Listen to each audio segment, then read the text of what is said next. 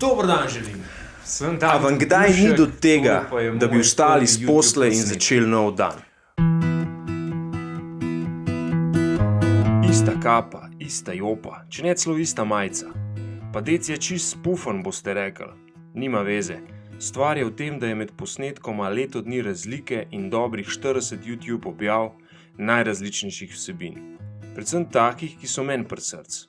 In od tu že sledi prva od 3 kritičnih lekcij, do katere sem se dokopal v času enoletnega ustvarjanja videoprispevkov.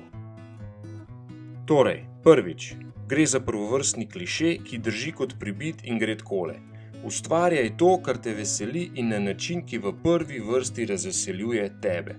Sebično, egoistično? To je namreč edini in že neštetokrat preverjen način, da v igri kreiranja in igri življenja na splošno ostajaš pri določeni stvari dolgoročno. Samo tako se lahko zares spoznaš in napolniš svojo sestradano dušo, s tem pa ustvarjaš precej dobro možnost, da nekoč, nekdaj, na edinstven način napolniš ali dopolniš dušo sočloveka. Ni nujno, da je teh na tisoče, lahko sta samo 1 ali 2, pa je misija že uspela. Drugič, ni res, da je bolj pomembno to, kako stvar poveš, kot pa to, kaj dejansko poveš. Vsebina sporočila je vedno bila in vedno bo na prvem mestu.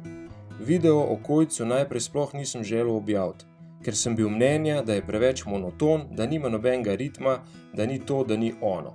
Pa se je izkazalo, da je tema še kako pomembna in da šele v tem tisočletju z njo resonira vedno večja populacija ljudi, čeprav je Martin Kojc z njo prišel na dan že pred 100 leti.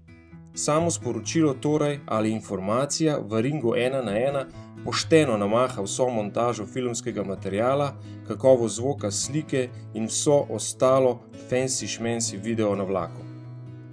In tretjič, pozab na konkurenco. Si eden in edini v tem času na tem planetu.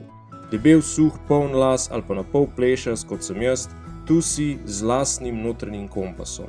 Z malho idej in želja glede dejavnosti, ki bi jih rad počel, glede odnosa do tega sveta in glede sokreiranja življenjske izkušnje. Z leti te ideje in želje skoraj ziher prepoznamo.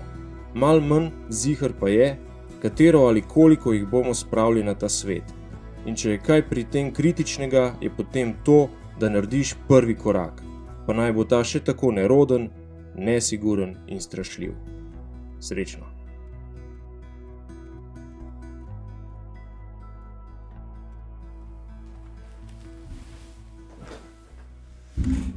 Dober dan želim.